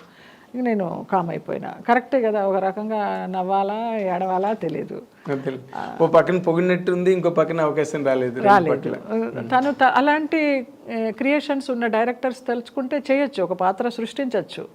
ఆయన భరణి గారిని కంటిన్యూ చేశారు అలాగే, కానీ నాకు ఇవ్వలేదు. తర్వాత మాయాబజార్లో ఇచ్చారు, కానీ చిన్న క్యారెక్టర్. మన ఎస్పి బాలసుబ్రహ్మణ్యం గారితో ఆ క్లైమాక్స్లో వస్తాను. భూమిక మన ఆనందరాజా చేసిన మాయాబజార్ చేశాను. గ్రహణం తర్వాత మార్పు వస్తుంది అనుకున్నాను, భరత్ అని నేను తర్వాత మార్పు వస్తుంది అనుకున్నాను, రాలా. జడ్జెస్ లాయర్స్ వచ్చినాయి కానివ్వండి, మళ్ళీ ఆ స్టేచర్కి తగ్గ క్యారెక్టర్స్ రాలేదు. అంటే మీ వైపు నుంచి ఏమైనా, అంటే నార్మల్గా ఫ్యామిలీ రిలేషన్స్, ఒక కాంటాక్టు అందరితోనూ ఆ మేకప్ తీసి ఇంటికి వచ్చానా, నా ప్రపంచం నేను. మరి ఇది ఒక వ్యాపార ప్రపంచం కదండి, రిలేషన్స్ మెయింటైన్ చేయలేదు అసలు. మన వాళ్ళు అంటారు కదా, సినిమా ఇండస్ట్రీలో ఒక సేయింగ్ ఉంది కదా, out of mind is out of sight అని, లేదా out of sight is out of mind. మరి అది మీరు మెయింటైన్ చేయకపోవడం అన్నది మీ పొరపాటు కాదు?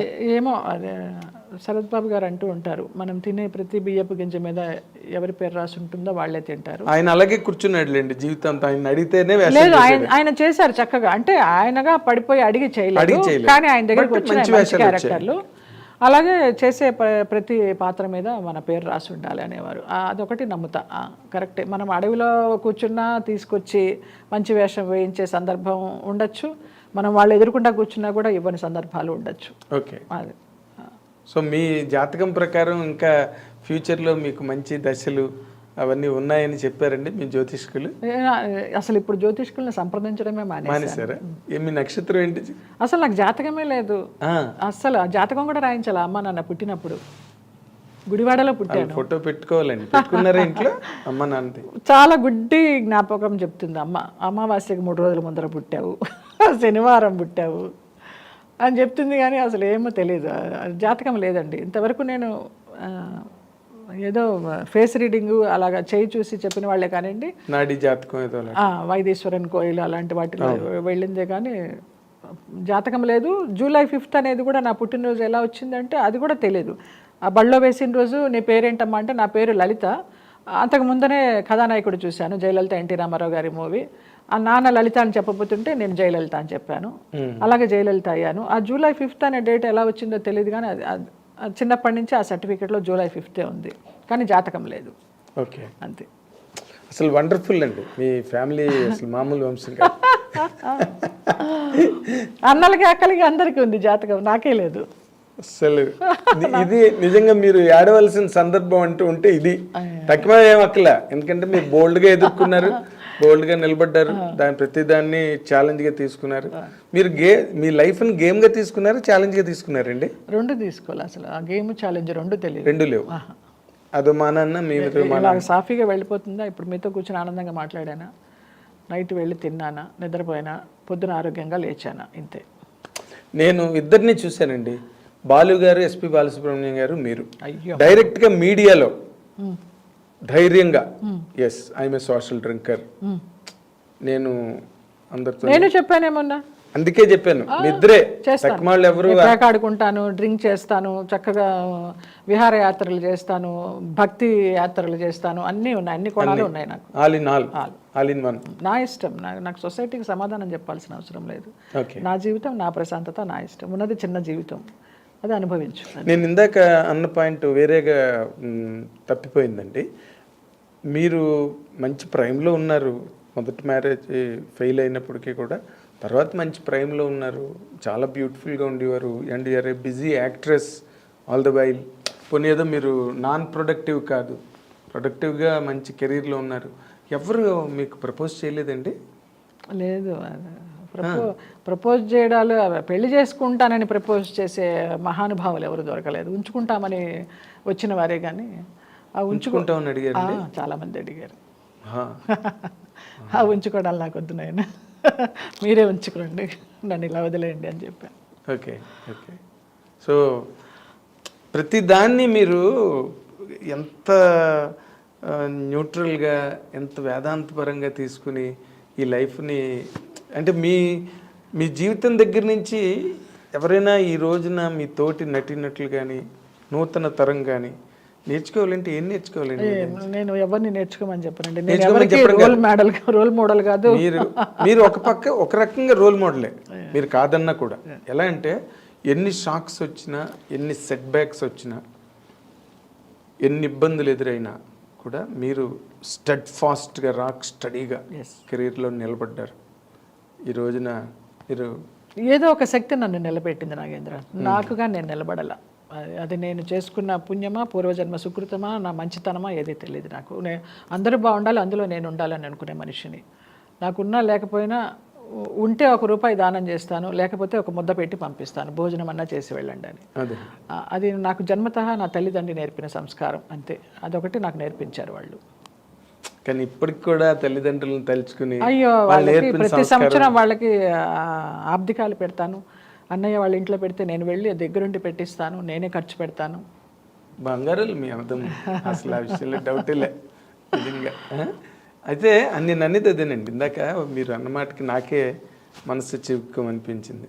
ఇది ఉంచుకుంటామని అడిగారు. అవును అవును. అది అలాంటి రిలేషన్స్లో మీరు ఎక్కడైనా నలిగారండి? నేను నలగలేదండి అస్సలు. చాలా అదృష్టవంతురాలి నేను నలగలేదు.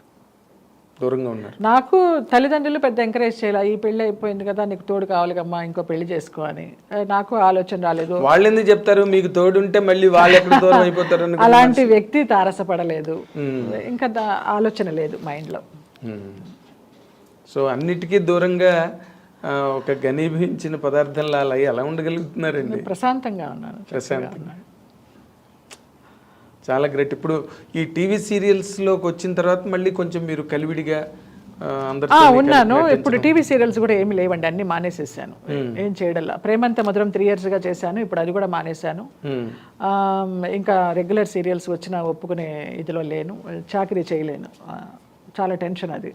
ఏదైనా గెస్ట్గా అన్నపూర్ణ వాళ్ళు పిలుస్తూ ఉంటారు త్రినయనిలో, నాకు చాలా హాయిగా అనిపిస్తుంది, ఆ సెట్ పాజిటివ్గా అనిపిస్తుంది, అక్కడికి వెళ్తాను. వాళ్ళదే మావారి మాస్టర్ ఉంది, అక్కడ పనిచేస్తాను. గెస్ట్ ఇప్పుడైనా రెమ్యూనరేషన్ ఏమైనా పెంచారా, లేకపోతే వాళ్ళు ఏముండదు, నేను చాలా రీజనబుల్గా అడుగుతాను. సినిమా అయితే పర్ డే ఎంత, సీరియల్ అయితే పర్ డే ఎంత, వాళ్ళు సంతోషంగానే ఇస్తారు. అమ్మ అంత నాకు కొంచెం తగ్గించండి అమ్మ అని ఎవరు అడగరు. అంటే తగ్గించేలాగా నేను మాట్లాడను, అంత హైలో అడగను, నాకు ఏది కావాలో అదే అడుగుతాను. ఎందుకంటే ఇవాళ రేపు టీవీ సీరియల్స్లో యాక్ట్ చేసేవాళ్ళు మామూలుగా చిన్న 1-2 సీరియల్స్లో వచ్చిన వాళ్ళే చాలా డిమాండ్ చేస్తున్నారు. నేను చూస్తున్నా నా కళ్ళ ముందర, మా పిల్లలందరూ పనిచేస్తూ ఉంటారు కదా, అసలు ఏం మాట్లాడతారో వాళ్ళు, అసలు ఇంత కూడా మొహమాటం లేకుండా కాస్ట్యూమ్స్ ఇవ్వండి, ఏదన్నా మంచి అకేషను అంటే మాకు కాస్ట్యూమ్స్ ఇవ్వండి, మేము కొనుక్కోం అంటారు, డిమాండ్ చేసి తీసుకుంటారు. అవును, ఇచ్చేవాళ్ళు కూడా ఛానల్ వాళ్ళు కొంతమందికి అలాగే ఇస్తున్నారు. అంటే మరి ఇంకా తప్పనిసరి పరిస్థితులు కదండి, ప్రొడ్యూసర్ అవాయిడ్ చేస్తారు. నేను ఎప్పుడు అలాగా డిమాండ్ చేయలేదు. మీరు ఎవరిని డిమాండ్ చేయలేదు, అందుకే అడిగాను ప్రత్యేకంగా. ఇప్పుడైనా అడుగుతున్నారా, లేకపోతే ఇప్పుడు కూడా వాళ్ళు ఏం లేదు, రీజనబుల్ అమౌంట్సే. పోన్లేండి, సంతోషం. ఇదొక్కటి ఇప్పటి వరకు మీరు మాట్లాడిన దానిలో సంతోషం కలిగించే విషయం ఇదొకటి. ఏంటంటే నేను అడుగుతున్నాను, నాకు ఇంత కావాలి అని అడుగుతున్నాను. లేదు, నేను అడిగేది జీవితం మీకు బాగానే నేర్పిందండి. అవునా? మరి లేకపోతే ఇంతవరకు వచ్చి మీరు అడగడం వరకు వచ్చారంటే. కారుల్లో తిరిగిన మా జయలలిత గారు ఇప్పుడు ఆటోల్లో తిరగడం, అసలు నోరెత్తి అడగడం తెలియని జయలలిత గారు నాకు ఇంత కావాలని అడగడం, ఇదంతా మాకు చాలా ఒక విచిత్రంగా. లావిష్ లైఫ్ చూశాను, లో లైఫ్ చూశాను. అంటే మరీ అంత అంటే రోజు గడవని పరిస్థితులు ఏమైనా చూసారు? రాలా. అది చాలా నేను అదృష్టం చేసుకునేది. లేదు, అలా రోజు గడవని పరిస్థితులు కాకపోయినా కూడా నాగబాబు గారు నాకు పిలిచి సహాయం చేసిన సందర్భాలు ఎన్నో ఉన్నాయి. నేను ప్రతి ఇంటర్వ్యూలో చెప్పుకుంటా, ఆయన నాకు దేవుడు అనేసి. జయ ఉందామ్మా లేదమ్మా, ఏదో కేఫ్లో కూర్చుని ఉంటారు, రా ఒక కాఫీ తాగు, కవర్ తీసుకెళ్ళు అంటారు. ఎవరు నాకు అంత హెల్ప్ చేయలే. ఆయన బావ అని పిలుస్తాను. ఈ మధ్యకాలంలో ఆయన పెద్ద టచ్లో లేరు. అదే ఆయన వేరే పొలిటికల్ యాక్టివిటీలో మనము పెద్ద డిస్టర్బ్ చేయకూడదు అంతే. చాలా మీకు ఉన్న ఏదో గంగిగోవు పాలు గరిటెడైన చాలంటారే, అలాగే మీకు ఒక చిరంజీవి గారి ఆదరణ ఉంది, ఒక నాగబాబు గారి ఆదరణ ఉంది. ఉన్న ఆదరణ వాళ్ళ వరకు వెళ్ళే స్థితి ఇంకా రాదు అని కూడా అనుకుంటాను. చాలా అసలు ఇది చాలా గొప్ప హర్షణీయమైన విషయం అండి మా అందరికీ కూడా.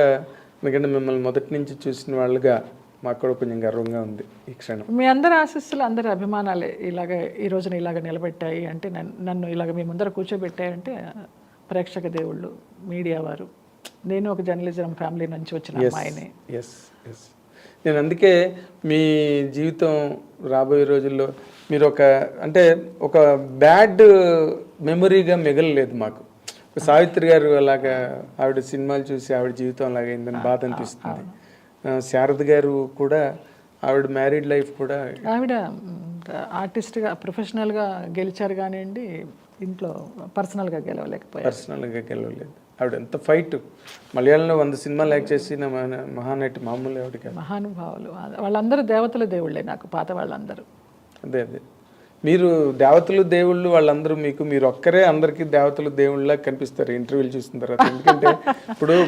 ఎందుకంటే చిన్న చిన్న నిరాశలకి, చిన్నపాటి సెట్ బ్యాక్లకే సూసైడ్లు చేసుకుని చచ్చిపోతున్నారు టీవీ ఆర్టిస్టులు. తల్లిదండ్రులకి ఎంత బాధ కదా అసలు, చిన్న చిన్న వాటికి అనమాట. ఏదో లవ్ ఫెయిల్ అయిందని వెంటనే ఏదైనా మంచి చెప్పబోయినా కూడా వాళ్ళకి అది చెడులాగానే అనిపిస్తుంది. చాలా సెన్సిటివ్ అయిపోయారు జనరేషన్. భయపడుతున్నారు ఇప్పుడు జనరేషన్. ఏమన్నా అంటానికి తల్లిదండ్రులే పిల్లల్ని ఏమన్నా అంటానికి భయపడుతున్నారు. ఆ దుస్థితి రాకూడదు. కానీ మీలాగా బోల్డ్గా నిలబడడం రావాలి. అది చిన్నదేదో జరిగిందని ఈ మధ్య రోజుల్లో చాలా మంది టీవీ ఆర్టిస్టులు చచ్చిపోవడం మనం చూసామండి. ఏదో లవ్ ఫెయిల్ అని, లేకపోతే ఏదో మిస్అండర్స్టాండింగ్స్ లేకపోతే కెరీర్ నిలబెట్టుకోలేకపోవడం, ఇవన్నీ అంతే. దేవుడు ఎవరికి ఏది రాసి పెట్టి ఉంటే అదే. సో మీకు రాబోయే రోజుల్లో ఇప్పుడున్న రాతని మార్చి ఇంకా చాలా గొప్ప రాత రాసి మా జయలలిత గారు ఇంకా కలకళలాడుతూ కలకాలం మంచి ఇలా కాకుండా ఇలాగే చెయ్యి ఉండేటట్టుగా, అదే నా కోరిక. ఆరోగ్యంగా ఉండాలి, 10 మందికి పెట్టే శక్తి ఉండాలి, మంచి వేషాలు మళ్ళీ మీరు చెయ్యాలి, రావాలి. ఇష్టమే సినిమాల్లో మంచి వేషాలు, మంచి అమ్మలు. కానీ మీరు చిన్నది మెయింటైన్ చేయకుండా మీరు మరి అడగంది అమ్మైనా పెట్టదని సామెత ఊరికే తెలియదు నాగేంద్ర. ఇప్పుడు తెలియదంటే కుదరదండి. తెలియదంటే ఎట్లా? నేను ఈ ఒక్క విషయంలో మాత్రం మీతో నేను వాదిస్తా. తెలియదంటే ఎలా కుదురుతుందండి? మనం ఉన్నది సినిమా ఇండస్ట్రీలో, ఎవరి పనుల్లో వాళ్ళు బిజీగా ఉంటారు. ప్రతి వాళ్ళకు ఒక పిఆర్. నాకు సీరియల్లో వేసే ఒక కొడుకు విజయ్ అనేసి, వాడు ఒకసారి అమ్మ ఆఫీసులకు తీసుకెళ్తాను, నాకు 4-5 తెలుసు మంచి డైరెక్టర్లని 4-5 ఆఫీసులకు తిప్పాడు నన్ను. వాళ్ళంతా ఆశ్చర్యంగా చూసారు, కానీ ఈవిడ ఆఫీస్కి వచ్చింది ఏంటని ఒకళ్ళు కూడా ఛాన్స్ ఇవ్వలా. మీరు ఆఫీసులకు వెళ్ళినా కూడా ఆఫీసులకి వెళ్ళక్కర్లేదండి. మీకన్నా ఒక మేనేజర్ కనిపిస్తే ఏమన్నా వాళ్ళకి ఐడియా ఉంటుందేమో. మీరు అమాయకులే, అతను మరీ అమాయకుడు. ఇప్పుడు మీరు నార్మల్ గా ఒక మేనేజర్ ని మీకు ఇండస్ట్రీలో తెలియని వాళ్ళు ఎవరున్నారు? ఈ రోజు వరకు నాకు మేనేజర్ అంటే ఏంటో తెలియదు. అది ఇప్పుడు నేర్చుకోవాలి కొన్ని. మీరు బిఏ రోమన్ వైలియర్ రోమ్ అని కొన్ని తెలుసుకోండి. కూడా తెలియదు నాకు. మరి రోమ్ నేను మహాసామ్రాజ్యంలో తెలుగు మీడియం ఉన్నప్పుడు అత్యవసర రామానుజన్ ఉండాలి. మార్కులతో పాస్ అయినాను BA ఎకనామిక్స్. ఇప్పుడు మనం హైదరాబాద్ లో ఉన్నాం, హైదరాబాద్ తగ్గట్టుగా ఉండాలి.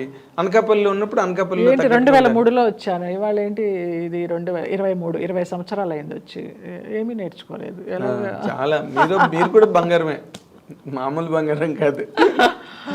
అందుకని అవన్నీ కొన్ని చిన్న చిన్న ఏర్పాట్లు, చిన్న చిన్నవి, పెద్దవి మార్చేసుకుని మీరు కారేసుకున్నది అని ప్రతి ఆఫీస్ అది అక్కర్లేదు. కానీ ఒక చిన్న ప్రయత్నం వాళ్ళకి ఇప్పుడు ఇంటర్వ్యూలు అసలు ఎవరి నెంబర్లు తెలియవు ముందు. నాకు మీకు మాట చెప్తున్నానండి, రుద్రంకోటే ఉంది, మీరు దాని గురించి ప్రమోషన్లకు ఇంటర్వ్యూలకు వెళ్తున్నారా లేదా? ఇంటర్వ్యూలకు వెళ్తున్నాను, ఎక్కని ఆఫీస్ లేదు, దిగని ఆఫీస్ లేదు. అది ఎందుకు వెళ్తున్నారు? అందరికీ తెలియాలి. ఇది బాగుంది. సినిమా రిలీజ్ ముందు సక్సెస్ మీట్ ప్రీ రిలీజ్ ఈవెంట్లని పెడతారు. ఎందుకు ఇలాంటి సినిమా ఒకటి వస్తున్నది అని పబ్లిక్ కి తెలియాలి. దీనిలో ఎన్ని బాధలు ఉన్నాయని నాకు ఇప్పుడే తెలిసింది నాయన. ఒక కాలంలో చెన్నైలో ఉన్నప్పుడు డిస్ట్రిబ్యూషన్ చేశాను ఆ పెళ్లి సినిమా, తమిళ్లో అవల్ వరవాళ్ళ, అలాగా అది కూడా లాస్ అయినాను. కానీ ఇది కోటరంకృష్ణ గారు చేసిన పెళ్లి పెళ్లి నేను తమిళ్లో అవల్ వరవాళ్ళని అది డిస్ట్రిబ్యూషన్ చేశాను. ఆ మూవీలో నేను యాక్ట్ చేశాను, పెళ్లిలో చేశాను, తమిళ్లో చేశాను. ఓకే. తర్వాత ఈ సినిమా చేయడం ఒక ఎత్తు అయితే, దీన్ని బయటకు తీసుకురావడానికి ఇంత ప్రొసీజర్ ఉందా అనేసి, ఇది ఏంటి ఒక తల్లి గర్భంతో ఉన్నప్పుడు ఆ 9 నెలలు మోసి ఆ బిడ్డ ఈజీ డెలివరీ అయినాక ఎలా ఉంటుందో అంత బాధ ఉంది, అంత కష్టం ఉంది. కాకపోతే ఇది కామన్ మినిమం ప్రోగ్రామ్ అండి, అంటే కామన్ మినిమం అన్నమాట. అసలు నాకేదో గాబరాగా గజిబిజిగా ఉంది, ఇంటర్వ్యూలకి వెళ్ళడము, మాట్లాడడము అంతా మళ్ళీ కొత్తగా ఉంది, అలవాట్లేదు కదా, పోయింది. కాకపోతే మీరు ఉన్నారని, ఎందుకంటే కొంతమంది ప్రెస్ మీట్లు పెట్టి ఇంటర్వ్యూలు ఇస్తుంటారు. ఎందుకు మేము మంచి వేషాలు ఇస్తే చేస్తాం, అలా చేద్దాం అనుకుంటున్నాం, మా డైరెక్టర్ మమ్మల్ని ప్రోత్సహించాడు అని ఇలాగేవో చెప్తుంటారండి. ఎందుకంటే అది 10 మంది దృష్టిలో పడాలని, దట్ ఈస్ నెసెసిటీ, కరెక్ట్, తెలుసు, అవసరం. అది కూడా లేకుండా మనం ఇంట్లో కూర్చుంటాము, మన ఎవరు పిలవలేదు అనుకుంటే అఫ్ కోర్స్ మీకు అలాంటి లేవు, కానీ ఎవరిని బ్లేమ్ చేయాలి, పిలవలేదని. బట్ మీలాంటి వాళ్ళు సక్సెస్ఫుల్ గా ఉన్నారనుకోండి, మీరు సంపాదించే సంపాదన మీకు కాకపోయినా 10 మందికి ఉపయోగపడుతుంది. నా ఉద్దేశం అదే. అందుకని బిజీగా ఉండండి, అందరూ బాగుండాలని, అందుకని బిజీగా ఉండండి, శక్తి కావాలి నాకు అనేసి, అందుకని బిజీగా ఉండండి. మా సినిమా ఇండస్ట్రీలో నిర్మాతలు, దర్శకులు, నటీనటులు అందరినీ కూడా నేను మీ తరఫున, మా ఐ డ్రీమ్ తరఫున కూడా రిక్వెస్ట్ చేస్తున్నా. Thank you so much. ఎందుకంటే మీరు చెప్పాను కదా, మీకేమీ పెద్ద ఏదో మహాయితో పెగతావుతారు, లేకపోతే ఒక పుణ్యక్షేత్రానికి వెళ్తారు, దానికి ఎంత ఖర్చు అవుతుంది, బట్ దానివల్ల ఎక్కువగా మేజర్ సొసైటీకి హెల్ప్ అవుతుంది అన్నదే నిజం. ఇష్టం, సేవా కార్యక్రమం ఇష్టం, కానీ పోగొట్టుకున్నాను కాబట్టి ఇప్పుడు కొంచెం తగ్గించాను. భోజనం వరకు పెట్టగలుగుతున్నాను. అదే నా జీవితం మీకు బాగానే నేర్పింది. ఇందాక అన్నది అదే. చాలా సంతోషం. మా అమాయకురాలు జయలలిత గారి తెలివితేటలు నేర్చుకుని చక్కగా మా టెంపర్ సినిమాలో పూరి జగన్నాథ్ డైలాగ్ రాశారు, జీవితం ఎవరిని వదలదు, అందరి సరదా తీర్చేస్తుంది. అవును అవును, మంచి డైలాగ్. అది సినిమా ఇండస్ట్రీలో ఎంతమందికో వర్తించింది లాస్ట్ 20-25 ఇయర్స్లో నేను చూసిన వాళ్ళలో. సో అలా కాకుండా మీరు ఇప్పటికీ కూడా అన్నిట్లోంచి, అంటే చూసారా, ఆ నిప్పు కణికలో మొత్తం బయటకు వచ్చిన ఒక బంగారం లాగా మీరు చక్కగా అలాగే ఉన్నారు. అలాగే ఉండాలి లైఫ్ అంతా కూడా. మీకు భగవంతుడు, మీరు నమ్మిన ఆ రమణ మహర్షి మీకు అన్ని ఆయురారోగ్య ఐశ్వర్యాలు ఇచ్చి చక్కగా ఆత్మస్థైర్యాన్ని ఇంకా పెంచి అందరికీ మీరు ఒక నీడను కల్పించే ఒక కల్పవృక్షంలాగా, కల్పతరువులాగా ఉండాలని చెప్పి కోరుకుంటూ, దిస్ ఈజ్ వాట్ మా జయలలిత గారితో ఇంటర్వ్యూ విశేషాలు. And let us wish her all the very best in coming days from our I Dream side. Thank you, Andy. Thank you so much, Nagendra.